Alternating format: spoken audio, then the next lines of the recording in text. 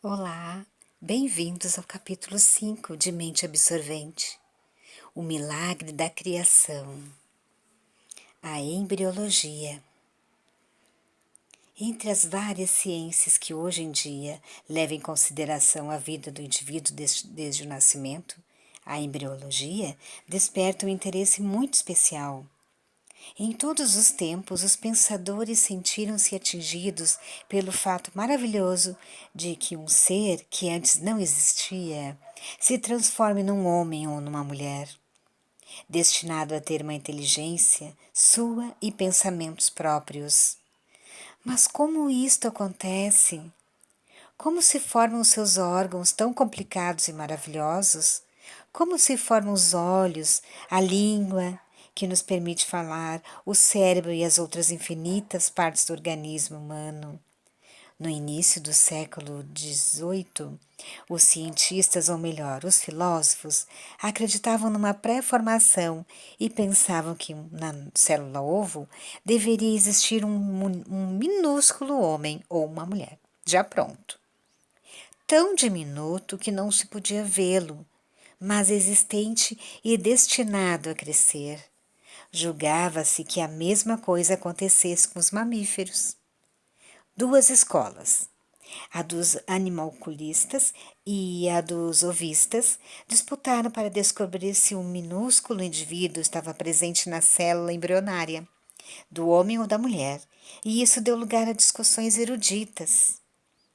O Dr. G. F. Wolf, usando um pequeno microscópio que tinha acabado de ser inventado, resolveu ver o que realmente acontecia nesse processo criativo e começou a estudar a célula embrionária nos ovos fecundados de galinhas.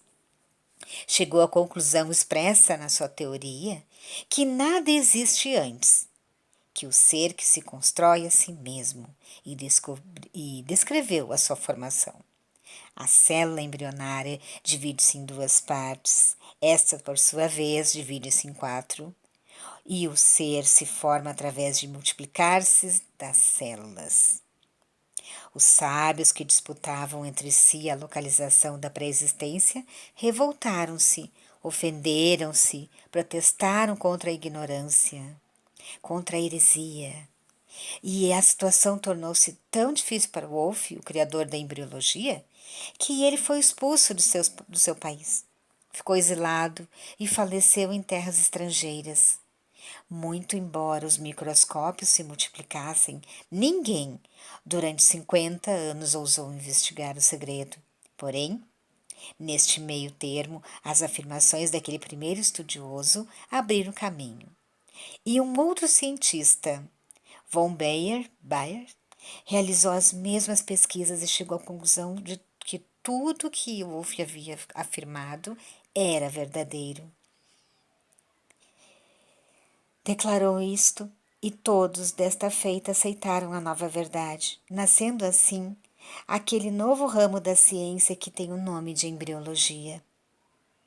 A embriologia é, sem dúvida alguma, uma das ciências mais fascinantes, pois não estuda os órgãos de um organismo desenvolvido, como a anatomia o faz, nem as suas funções, como a fisiologia, nem como as suas enfermidades, como a patologia, mas tem como objetivo de suas indagações o processo criativo, o modo como o corpo, que não existia, vem a se formar para, enfim, entrar no mundo dos seres vivos.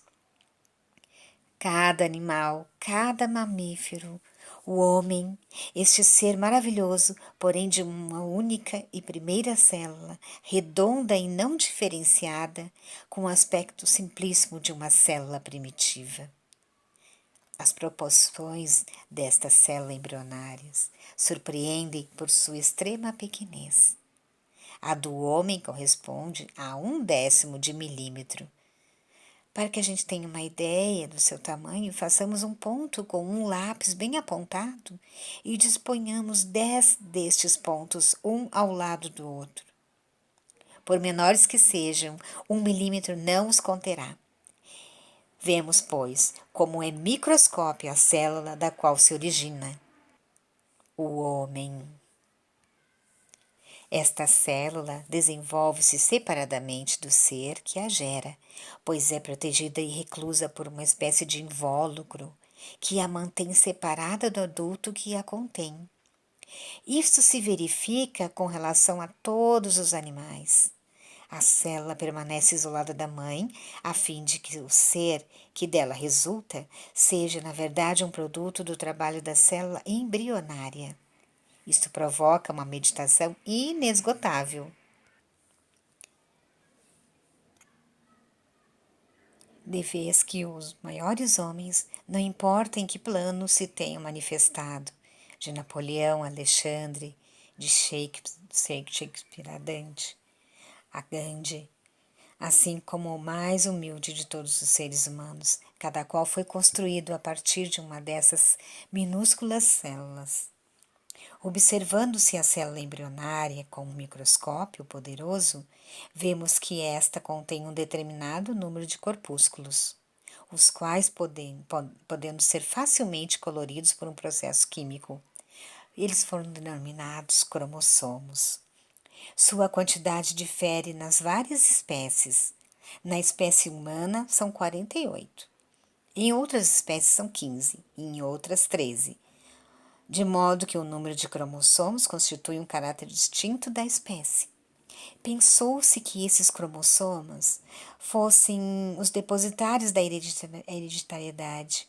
Recentemente, novos microscópios de maior potência, chamados ultramicroscópios, permitiram que se observasse que cada cromossomo é uma espécie de caixinha que contém uma cadeia ou um colar, composto de cerca de 100 grãozinhos ínfimos. Os cromossomos abrem-se, os grãos libertam-se e a célula torna-se depositária de uns 4.000 corpúsculos, chamados genes. A palavra gene implica a ideia de geração. E por consenso, interpretou-se de modo intuitivo que cada gene pode conter em si a hereditariedade de um detalhe, por exemplo, a forma do nariz ou a cor dos cabelos. É claro que a esta visão científica da verdade não se chegou apenas com o auxílio do microscópio, mas porque a inteligência humana é criativa e não recebe as impressões apenas para fotografá-las da sua mente, mas sim como estímulo à sua imaginação. Com a imaginação, isto é, graças à sua inteligência que vê além das coisas, pode reconstruir os fatos. Graças a este poder humano, todas as ciências e as descobertas tomam impulso para se desenvolverem. Refletindo sobre as revelações feitas pela formação dos seres, percebemos o quanto há de místico na árida constatação científica, pois a célula, que é tão minúscula a ponto de ser invisível, contém em si a hereditariedade de todos os tempos. Nesta mancha pequeníssima, encontra-se em potencial toda a experiência humana, toda a história do gênero humano. Antes que qualquer mudança se torne visível na célula primitiva e esta dê início ao seu trabalho de segmentação, já ocorreu uma combinação entre os genes. Estes empenham-se numa espécie de luta competitiva.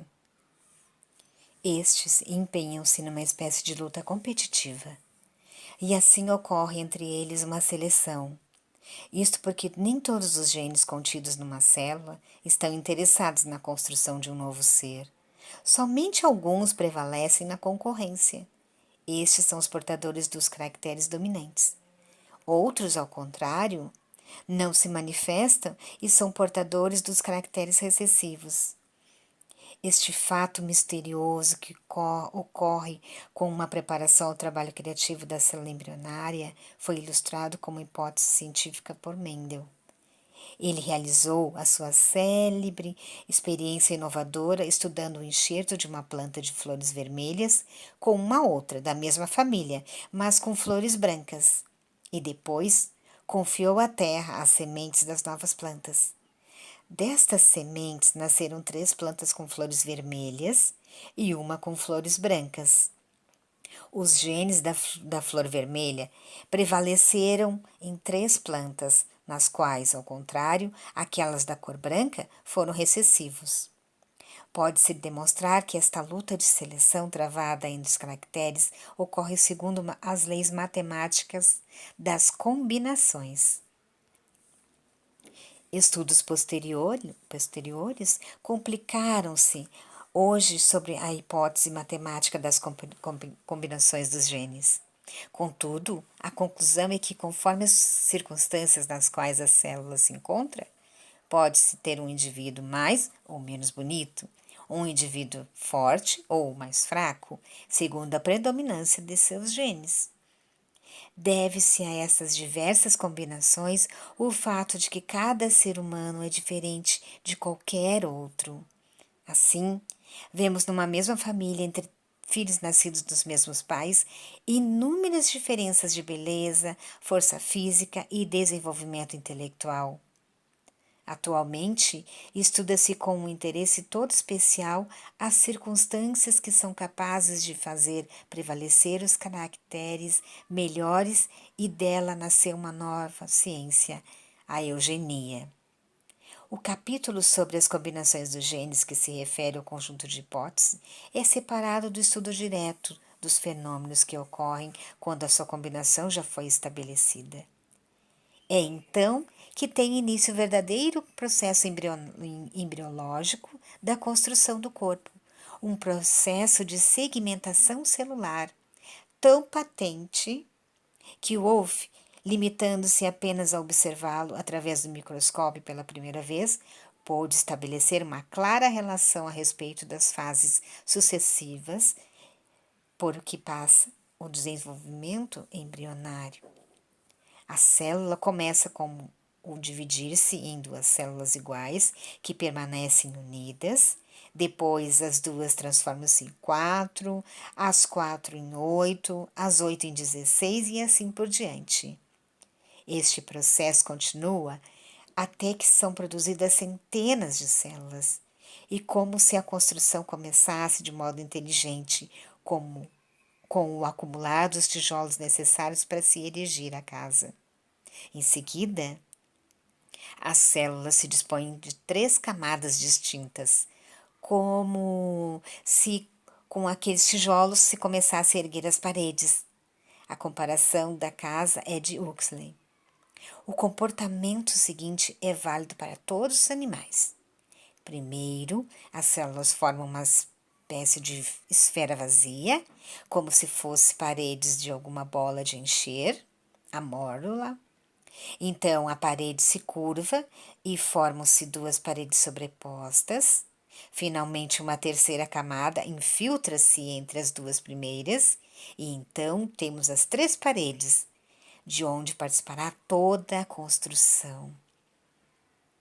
Estas camadas ou folhetos embrionários são, portanto, um externo ou um ectoblasto, e um interno ou um endoblasto, e formam um pequeno corpo alongado onde as células são todas iguais entre si, se bem que menores do que a célula da qual se originaram.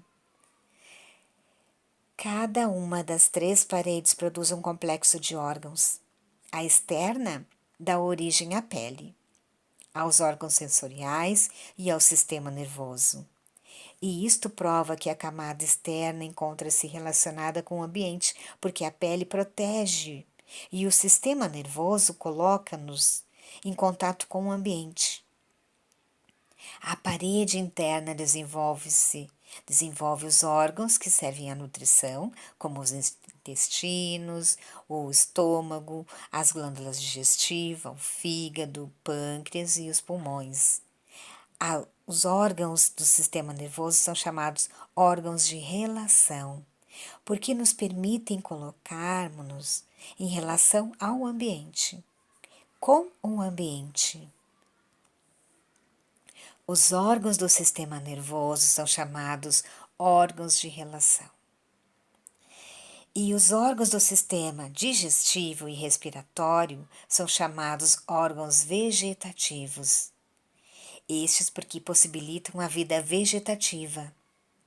A terceira parede ou média produz o esqueleto que sustenta todo o corpo e os músculos. Estudos recentes demonstraram como acontece o desenvolvimento dos órgãos. Nestas camadas uniformes surgem alguns pontos, os centros, que se tornam de repente biologicamente mais ativos. E destes pontos emergem células das paredes matriz que tendem a construir um órgão, ou melhor, o desenho de um órgão. Para cada órgão se repete sempre o mesmo tipo de procedimento. E os vários órgãos originam-se todos destes centros de maior atividade distantes um dos outros. O professor Shield, da Universidade de Chicago, descobriu esses processos e denominou esses centros de relação. Quase ao mesmo tempo, um outro estudioso de embriologia, Douglas, na Inglaterra, fazia uma descoberta análoga, se bem que, independente de Shield, ele, que observava em especial o desenvolvimento do sistema nervoso, chamou de sangle. E os centros de atividade construtiva atribuiu-lhes uma sensibilidade especial. No momento em que começaram a surgir essas construções dos órgãos das células, que eram todas iguais, principiam a se modificar e passam por profundas diferenciações, segundo as funções que o órgão deverá realizar. Ocorre então a especialização celular, que é adequada para cumprir a função relativa aos órgãos que se formam. Logo, a delicada especialização das células, se bem que ocorra tendo em vista uma determinada função, tem lugar antes do início da função. Para que possamos ter uma ideia da sua profunda diferenciação, as células do fígado são hexagonais, unidas como as pedras de um pavimento e sem estarem presas umas às outras. As células ósseas são, ao contrário, ovais, isoladas e raras, ligadas entre si por delicados filamentos, e a parte importante substancial do órgão é aquela a espécie de ligamento sólido, elaborado pelas próprias células. Muitíssimo interessante é o revestimento da traqueia. As pequeninas taças que exudam sem cessar uma substância glutinosa, estão espalhadas entre células triangulares dotadas de uma franja continuamente vibrátil que transporta o muco para o exterior. São especiais as células da pele, chatas e dispostas em camadas sobrepostas, das quais a externa é constituída por células destinadas a morrer e a se soltarem para dar lugar a outras que, vindo de baixo, as vão substituindo. Estas que defendem a superfície externa do corpo parecem soldados, prontos a darem a vida pela pátria. Já as células nervosas são as mais evoluídas, as mais importantes e insubstituíveis. Estão sempre presentes no posto de comando, com seus filamentos longuíssimos, que vão tão longe com os fios, como fios telegráficos que ligam um continente ao outro. São profundas diferenças entre as células que interessam porque elas se originam em células todas iguais. Porém, preparando-se para seus vários deveres, mudam-se entre si, mudam-se a si mesmas para adaptarem-se a um trabalho jamais realizado. E quando se transformaram, segundo a finalidade do órgão especial do qual passam a fazer parte, não são mais suscetíveis de mutações. Uma célula do fígado, não poderia jamais transformar-se numa célula nervosa. Ou seja, Para realizar aquele trabalho, não tiveram que se preparar, como diríamos nós, mas sim transformarem-se. Agora, uma reflexão muito importante de Montessori. Será que não acontece o mesmo na sociedade humana? Existem, podemos dizer, grupos especiais de homens que formam os órgãos da humanidade. No começo, cada indivíduo cumpre várias tarefas, e isto acontece na sociedade primitiva, quando são poucos os indivíduos e cada um deve dedicar-se a qualquer trabalho sem ter uma especialização. Uma mesma pessoa é pedreiro, um médico, um marceneiro e, em suma, tudo. Porém, quando a sociedade evolui, o trabalho se especializa. Cada um escolhe um tipo de trabalho e psiquicamente empenha-se tanto nele que não pode realizar senão aquilo que se dedicou e nada mais. O tirocínio de uma profissão não significa aprender tão somente uma técnica, dedicando-se a um determinado trabalho. O indivíduo fica sujeito a uma transformação psíquica necessária à tarefa que ele deve realizar, de modo que ele se prepara não só tecnicamente, mas, e isto é o mais importante, ele adquire uma personalidade psíquica especial, adequada àquele tipo de trabalho. O indivíduo encontra neste trabalho a realização do próprio ideal. Isto se transforma no objetivo de sua vida. Agora, voltando ao embrião, cada órgão é formado por células especializadas e tem suas próprias funções separadas das dos outros órgãos. Porém, estas funções são necessárias e devem ser realizadas com vistas à saúde do organismo inteiramente. Portanto, cada órgão existe e funciona para o todo. A formação do embrião não cuida apenas dos órgãos em si, mas também das suas constantes intercomunicações. A unidade funcional é determinada por dois grandes sistemas, o sistema circulatório e o nervoso. Estes são os órgãos mais complexos, mas assim mesmo são os únicos que funcionam com o objetivo de alcançar a unidade entre todos os outros. Olhem que fala linda de Montessori.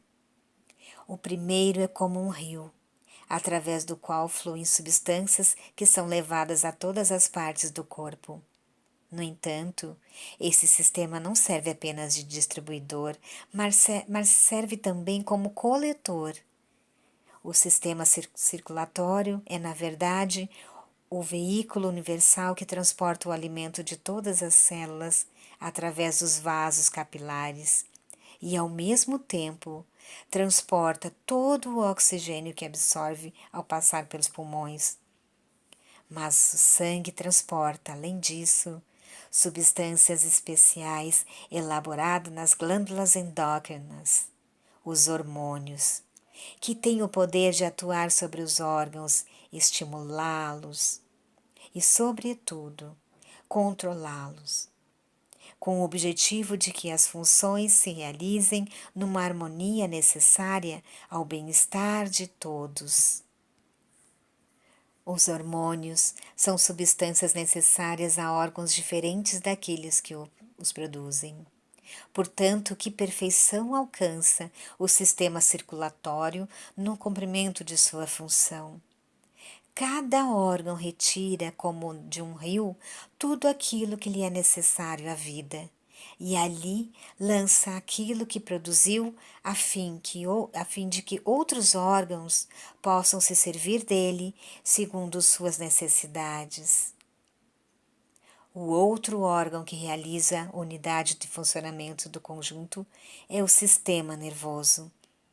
Ele é que tudo dirige, concentrando no cérebro uma espécie de comando que é transmitido a todos os elementos de todo o organismo, através dos filamentos nervosos. Montessori então nos fala: que na nossa sociedade também se desenvolveu um sistema circulatório.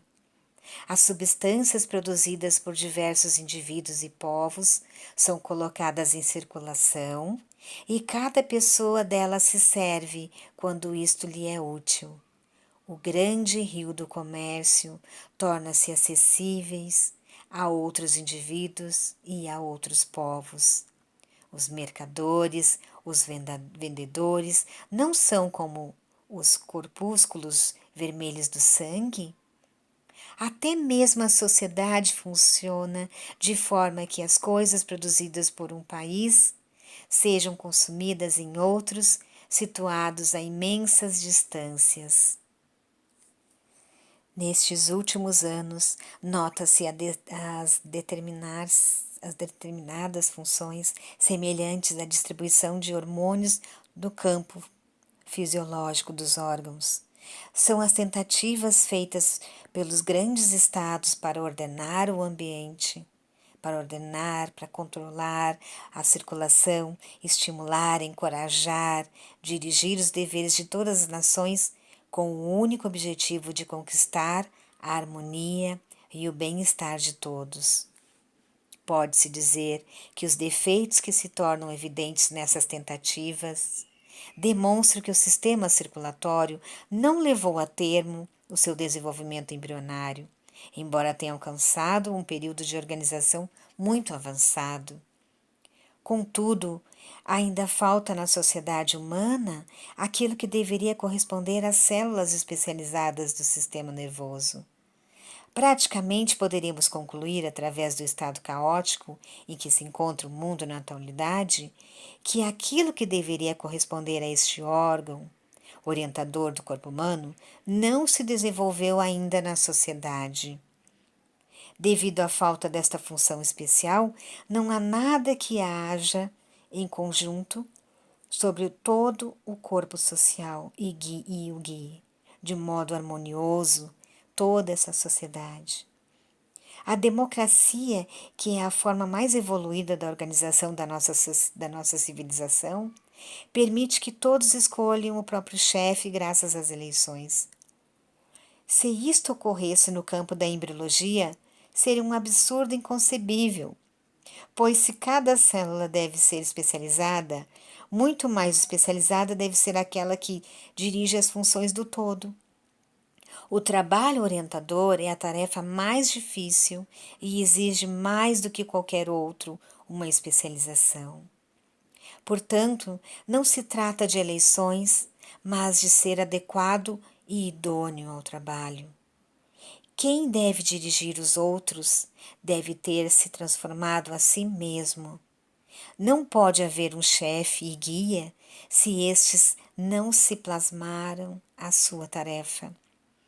Este princípio que vai da especialização à função atrai vivamente o nosso pensamento e muito mais quando ele parece ser o plano adotado pela natureza em todos os ramos da vida. É o próprio plano da natureza quando esta cria. Mas, nos organismos vivos, ele se manifesta nas maravilhas de sua execução. Por isso, a embriologia pode nos dar algumas orientações e oferecer-nos algumas inspirações. Huxley resume assim os milagres do embrião, entre aspas. A passagem do nada para o corpo complexo da individualidade é um dos constantes milagres da existência. Se não nos sentimos impressionados pela grandeza deste milagre, só existe uma razão válida. É que ele se repete continuamente sobre nossos olhos na experiência da nossa vida de todo dia. Fecha aspas. Qualquer animal que se observe, pássaro ou coelho, ou qualquer outro vertebrado, é um composto de órgãos extremamente complicados para eles mesmos. E mais do que qualquer outra coisa, impressiona-nos ver como esses órgãos complicadíssimos estão estreitamente ligados entre si. Se considerarmos o sistema circulatório descobriremos um sistema de drenagem tão delicado, complicado e completo que nenhum sistema inventado por uma civilização, por mais evoluída que seja, poderá a ele ser comparado. Também o trabalho feito pela inteligência, que reúne as impressões do ambiente, percebidas graças aos órgãos do sentido, é tão maravilhoso que nenhum instrumento moderno pode a ele ser comparado. Que coisa pode igualar-se à maravilha do olho e do ouvido? E se estudamos as relações químicas que ocorrem no corpo, nos damos conta da existência de laboratórios de extrema perfeição, onde são tratadas e devolvidas substâncias, unindo e mantendo juntas outras substâncias que nos nossos laboratórios melhores aparelhados não temos condições de unir. As nossas comunicações mais evoluídas e perfeitas, inclusive o telefone, o rádio, o telégrafo sem fio e tantas outras, revelaram-se insuficientes e defeituosas quando comparadas a uma rede de comunicações criadas no homem pelo sistema nervoso.